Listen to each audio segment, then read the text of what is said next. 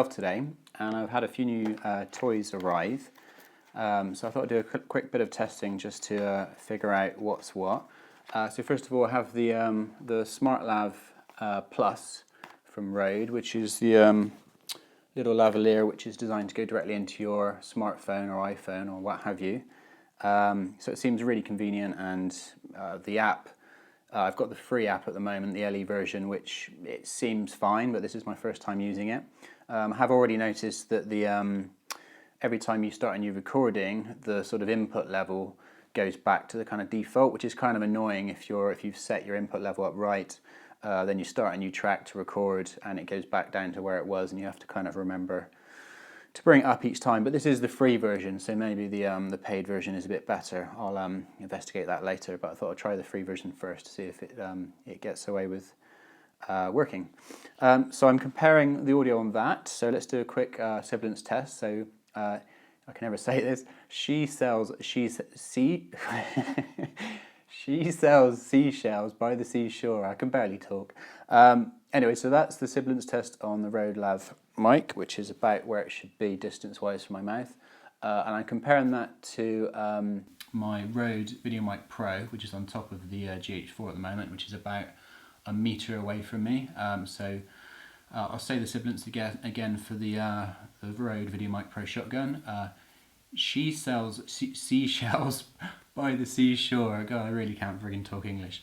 Anyway, so that's a quick comparison of those two. I'll keep them both recording, and I'll switch between both of them throughout the rest of this, just because it's kind of useful for me and useful for anyone who might be considering buying a Rode SmartLav Plus or the VideoMic Pro.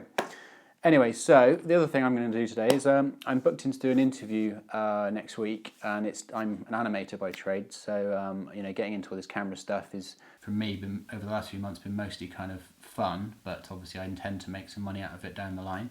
And I've got an interview, like I say, booked in next week, so I wanted to compare a few of my wide-angle lenses in case it's a small space, because they're always the trickiest to get right. And I've also just had this arrive yesterday, which is the Samyang 14mm 2.8 for EF. So that's going to be going on my GH4 with the XL speed booster, which is the newest speed booster. So yeah, so I want to compare them. So out of my lenses, I've got a bunch of nice mid to long range lenses, but with the wide angle, I've got the Olympus 12mm f2 on the camera at the moment, and that's running in full HD, so that's a little bit wider than it would be with the 4K crop. I have the kit lens, which is the 14 to 140, so 14 is relatively wide, so we'll compare the 14mm on that. I've also got the slightly nasty but useful 7.5mm fisheye. A lot of fishbowl distortion on this, but I'll put it in the mix just because it's incredibly wide, so it's nice to compare it to other wide lenses. Well, that's super wide. And then the Canon 24 to 105, you know, with the speed booster, that 24mm is pretty wide. So I'll compare that, and then of course my new 14mm 2.8 Samyang. So anyway, so let's get cracking. So yeah, like I say, this is the Olympus 12mm, and the camera lens is about a metre away from me at the moment, and that's in full HD. Let's quickly swap that to, I'll stop recording on the SmartLav. If I don't pull the cable out. So let's quickly swap to 4K so we can see what the crop mode is. Okay, so that's in 4K. I should have had the camera a bit higher, but I don't want to move the position of the camera because I want it to be the same for each shot. So yes, that's the crop with the 4K. You can see all my wrinkles in lovely 4K. Anyway, so let's crack on with the ridiculous fisheye, just for comparison's sake.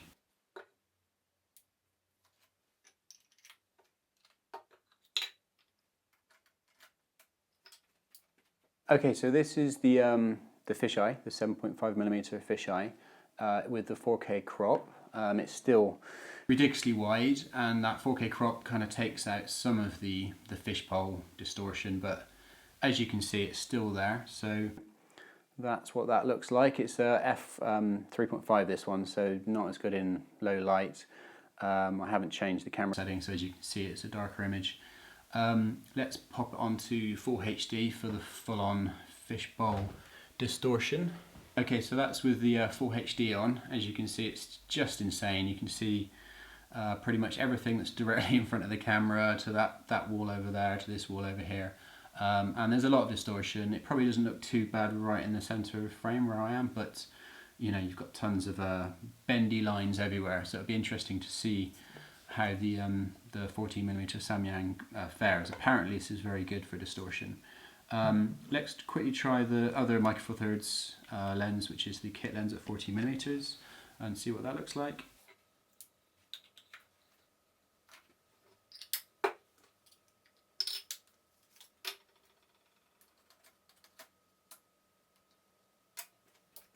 Okay, so this is the kit lens, which is the 14 to 140mm Lumix lens at 14mm, and that's in full HD. So that's as wide as that lens will go. It's 3.5. It's not good in low light whatsoever, but I thought I would compare it because this is obviously 14mm.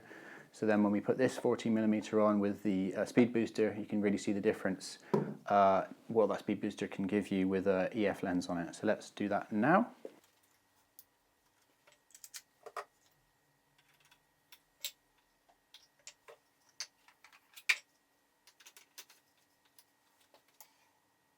Okay, so this is with the new 14mm 2.8 Samyang lens. First thing I noticed, the focus read on the dial is a little bit off. I'm about a meter away from the lens, and I had to set it to about 3 meters. So kind of ignore those numbers if you're using this lens with the speed booster on the GH4, because they don't really read correctly. So hopefully I'm in focus. I should be roughly about right. I focused about here. Anyway, so yeah, so that's with the 14mm in full HD mode. Obviously compare that to the Lumix Micro Four Thirds lens at 14mm. It's a lot wider and a lot brighter. I've not changed any of the camera settings, so you can see how much extra light this is giving you.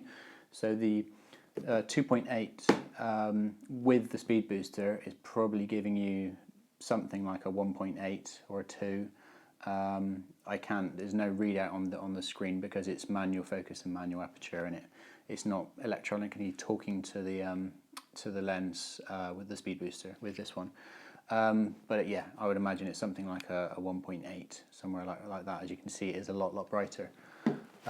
So that's that. Let's quickly pop it into 4K mode to see the crop on that. But just looking at the screen, I can't really see hardly any distortion. The table is probably slightly rounded, and there's a very slight bit of fishbowling, but considering how wide it is, yeah, I think that looks pretty good. Certainly compared to the ugly fishbowling on the fisheye, it looks a lot better. So anyways, let's pop it into 4K mode, and there we are in 4K mode, and yeah, it's still pretty wide. Like I say, the lens is about 80 centimeters. Camera's about nearly a meter away from me, and you know, I don't look too distorted. I'm sure my hands are gonna grow a lot when they come up to the camera, but yeah, who does that, you know what I mean? But yeah, I like the look of the distortion on this lens. It seems pretty good. I'll compare the sharpness as well when I have a look at these on the computer.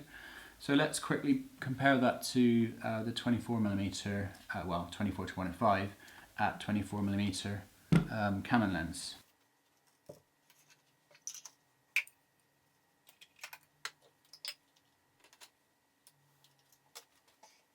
Okay, so this is with the 24-25. As you can see, I didn't line my shot up correctly at the start of this, but I don't want to change the camera because I want every shot to be from exactly the same angle so that I can compare the lenses. So it's the lens that's changing, not anything else. I shall hunker down on the floor. So this is with the 24 to 105 Canon lens at 24mm on the XL speed booster. And it's an f4 constant lens, but the speed booster turns that into a 2.5, and this is in the 4K crop, which is obviously a lot tighter. So let's quickly change that to the full HD crop, which might actually just about get my head in. And this is the 24 to 105 at 24 in full HD, so I don't have to hunker down on the floor quite as much. So there we go. That's all of the lenses, my wide lenses compared, and the light's just massively changed. So I've just gone all dark. So hopefully that may be useful. Like I say, I'm just doing this for myself as a test to see what lenses I might want to use for the interview next week.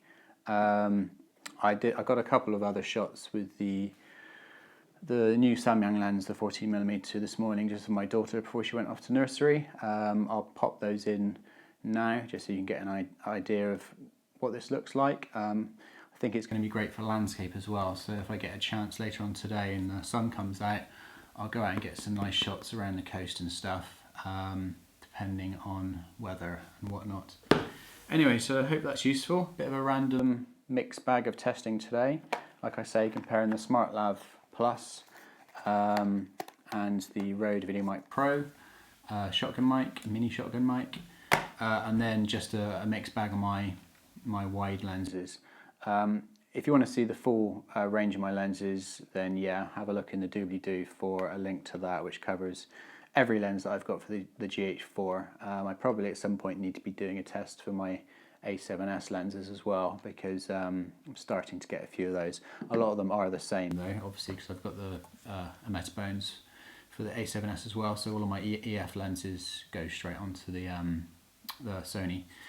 Anyway, right, there we go. Hope that was useful. I'm going to now review all this footage, and then, yeah, hopefully the audio quality with this, what's it like for blowing on it?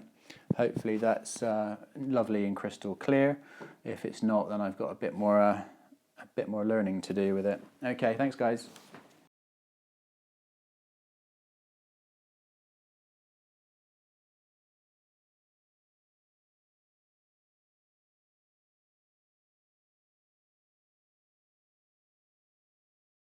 Lastly, my mate asked me to take some photographs of his house, which he's selling for the real estate. And I used the GH4 with that, the new Samyang 14mm with the speed booster. And yeah, I thought it was a great combo for internal shots, you know, for real estate and that sort of thing, because it's nice and wide, but with very little distortion, so you don't get that kind of nasty, you know, all the uprights and the walls and things don't look too bendy as they do with the fisheye, obviously. Anyway, so here's those images for any of you that are interested in what those may look like. Here you go.